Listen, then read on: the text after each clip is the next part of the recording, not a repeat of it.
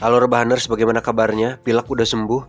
Kembali lagi bersama saya John dan mohon maaf jika suara saya sedikit berbeda karena kemarin sempat liburan ke London, terus transit di Honolulu, lanjut ke Gunung Cikuray, pas pulang meriang. Pilek jadinya serak suara saya, tapi saya harap kalian tetap nyaman mendengarkannya. Oke, kali ini saya akan merangkum sebuah film berjudul Equalizer tahun 2014 yang dibintangi oleh Denzel Washington. Kalau kalian pecinta film pasti sudah tahu aktingnya seperti apa. The Book of Eli mungkin udah pernah nonton. Nah, aktingnya tidak jauh seperti itu, kalem-kalem, membagongkan dan sangat berbahaya. Langsung saja pasang handsfree, kencangkan celana dalam, simetriskan posisi rebahan, pakai selimut, minum tolak anjing, selamat menonton dan cekicrot. Get it when I get back.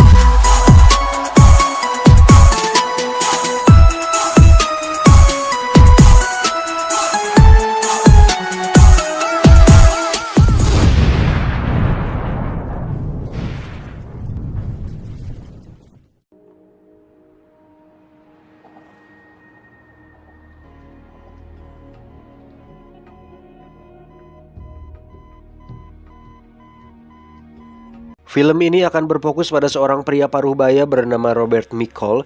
Beliau adalah seorang om-om biasa yang hidup sendiri tanpa memiliki anak dan istri.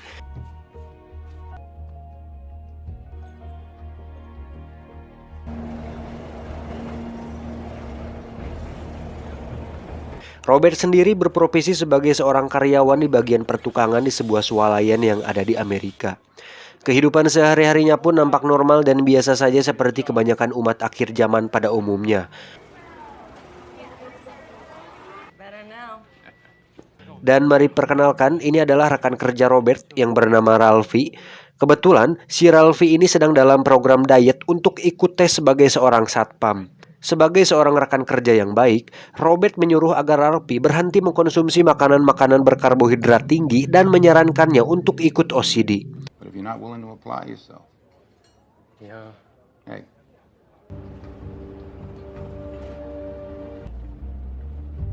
Sepulang kerja, Robert langsung pulang ke apartemennya, di mana dia makan dan membersihkan segala sesuatunya sendiri. Satu lagi, Robert merupakan orang yang sangat amat disiplin, rapi, teliti, dan selalu melakukan sesuatu tepat waktu. Dan itu terlihat dari cara dia mencatat waktu semua aktivitasnya dengan stopwatch di jam tangan digitalnya. Pada saat tengah malam, terlihat Robert sedang duduk sambil membaca buku. Karena tidak bisa tidur, dia memutuskan untuk pergi ke kafe langganannya. Dan satu lagi kebiasaannya adalah Robert selalu membawa teh celup sendiri dari rumah.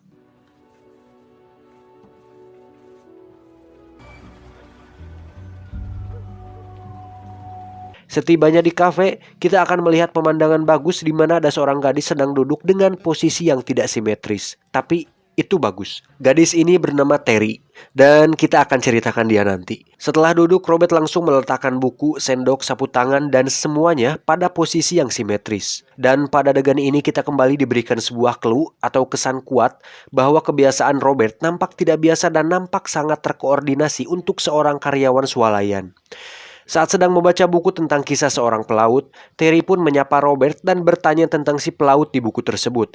Dan bisa disimpulkan bahwa mereka berdua sudah sering bertemu di kafe tersebut namun tidak saling mengenal. Tak lama Terry pun pergi dari sana dan naik taksi. Okay, see you later, honey.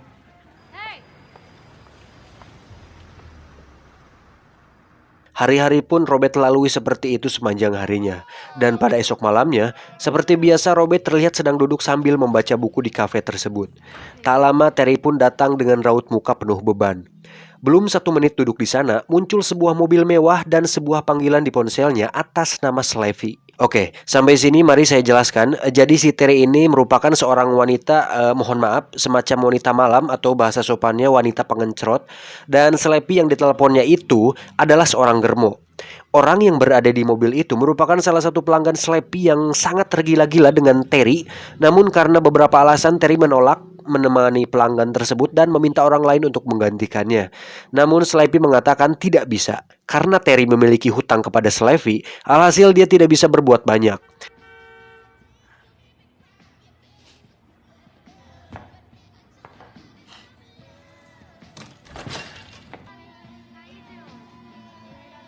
Robert yang paham dengan situasi tersebut pun hanya bisa melihat dari kejauhan. Esok hari terlihat Robert sedang menemani Ralphie latihan untuk menurunkan berat badannya agar lolos tes menjadi satpam. Oh, come on now, come on.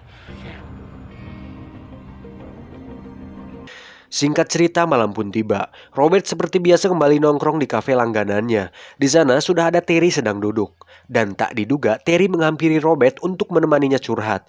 Wajah Terry pun terlihat lebam karena ternyata pelanggan semalam terlalu hardcore dan melakukan kekerasan kepadanya. Terry pun curhat mengenai kehidupannya yang terpaksa melakukan profesi tersebut, padahal cita-cita sebenarnya adalah ingin menjadi seorang penyanyi. Why you laughing?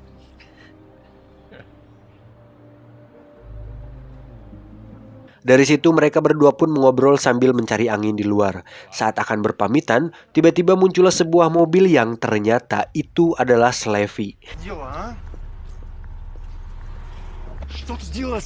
Terry pun ditampar dan dicekik karena telah mengecewakan pelanggannya semalam. Robert yang melihatnya pun hanya bisa diam. Slevy kemudian menghampiri Robert dan memberikannya kartu nama apabila Robert membutuhkan seorang perempuan.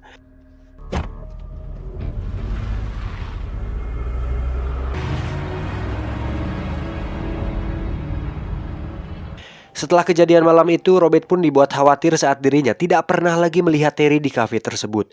Si penjaga kafe mengatakan bahwa Terry dibawa ke ruang ICU karena ada seseorang yang memukulinya.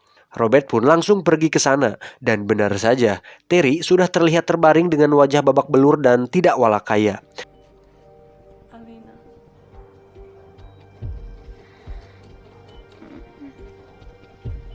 Teman satu profesinya pun akhirnya menceritakan semuanya bahwa Terry sudah dipukuli habis-habisan oleh Slevy karena tidak mengikuti aturan sebagai wanita pengencrot. Slavi reminded her it never would be.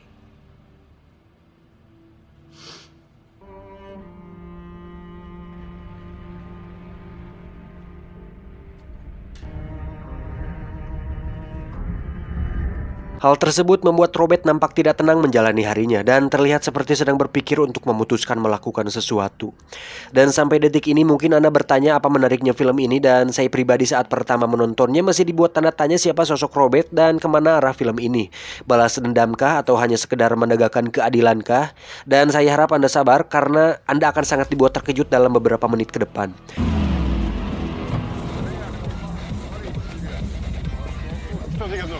Di sisi lain terlihat Slevy turun dari mobil mewahnya dan sedang menuju ke ruang kantor miliknya yang berada di sebuah restoran mewah ala Rusia. Di sana terlihat sudah ada beberapa anak buah Slevy yang sedang menunggu. Ты получил деньги от этого ёбаного Дмитрия. Я ему сказал, стой, хватит. Tak lama masuklah seseorang ke ruangan mereka, dan orang itu adalah Robert.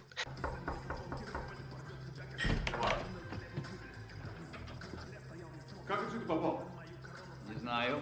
Sontak hal tersebut membuat Slevy dan anak buahnya terkejut. Ternyata tujuan Robert datang ke sana adalah untuk menebus semua hutang Terry agar dia bisa dilepaskan dan tidak lagi bekerja sebagai kupu-kupu malam.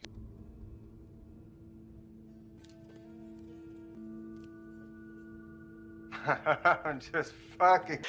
Namun niat tersebut nampaknya ditolak mentah-mentah oleh Slevy karena dibandingkan dengan uang segitu, Slevy masih bisa mendapatkan uang lebih banyak dari penghasilan Terry jika dia kembali bekerja. Okay. Slevy yang menganggap Robert sebagai om-om yang sange pun mengusir Robert dan mengatakan untuk coli saja di rumah. Semua orang pun tertawa. Robert yang mendengarnya hanya bisa diam lalu membereskan uangnya, kemudian berjalan menuju pintu keluar. Saat sudah berada tepat di depan pintu, Robert tiba-tiba mengetuk-ngetukkan pintunya 3 kali.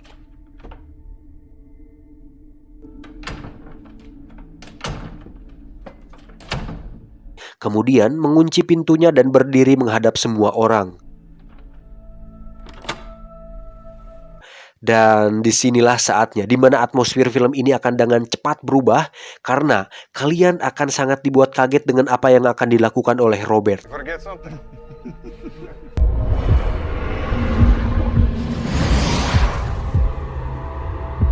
Dalam waktu sepersekian detik, Robert mampu observasi, menganalisa, dan memprediksikan semua hal yang ada di ruangan tersebut, di antaranya pisau, pistol, pembuka botol, dan lain-lain. Semuanya terlihat terkoordinasi dengan baik di pikirannya.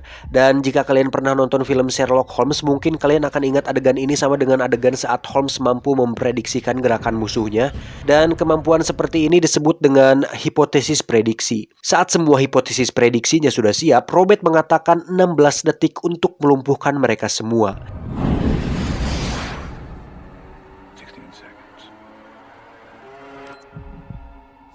Semua anak buah Slappy dibantai habis oleh Robert dengan sangat sadis dan tanpa emosi sedikit pun.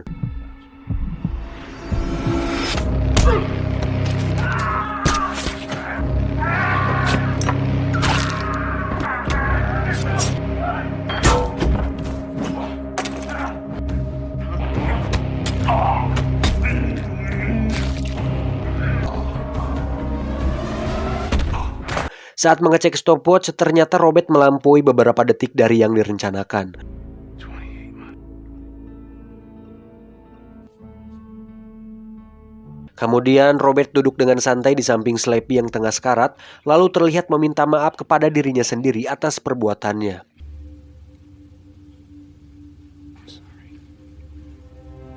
Dan jika dilihat dari kemampuan dan metode yang dia gunakan, bisa disimpulkan Robert adalah orang yang sangat terlatih dan sangat amat berbahaya.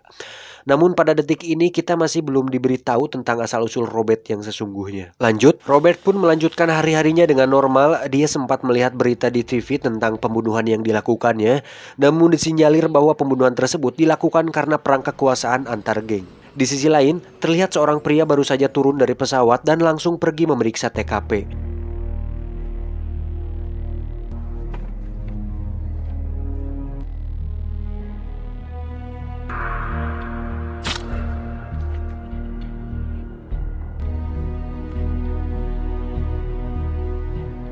Pria ini bernama Teddy.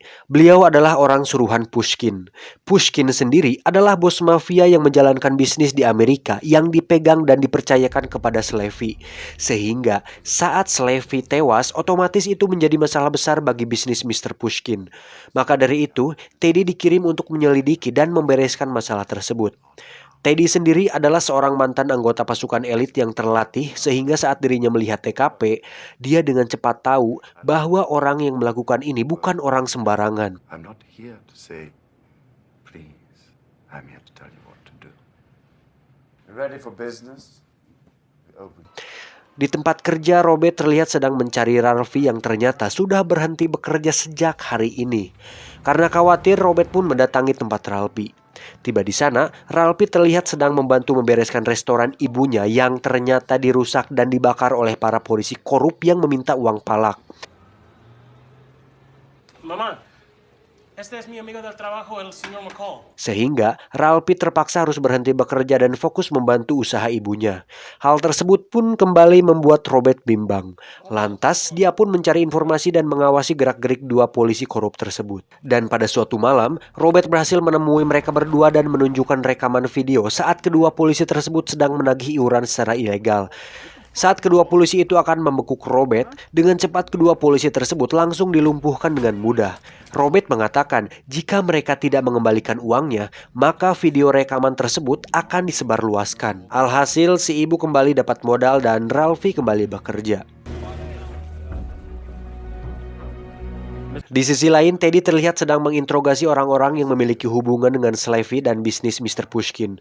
Dan satu hal yang pasti, Teddy adalah tipikal orang yang sangat fokus, tegas, ambisius, merasa tak terkalahkan, dan mudah sekali melakukan kekerasan, sehingga hal itu membuat rekan Amerikanya kewalahan. My next issue, we pay you 50 alter outcomes. Roll this mother.